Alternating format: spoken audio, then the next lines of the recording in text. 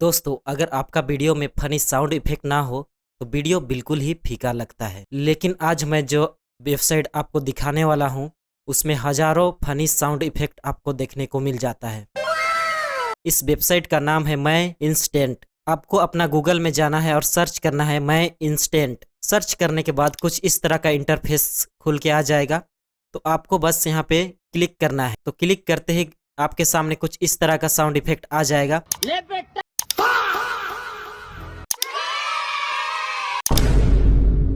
तो आपको जो भी डाउनलोड करना है तो यहाँ पर आपको क्लिक करना है।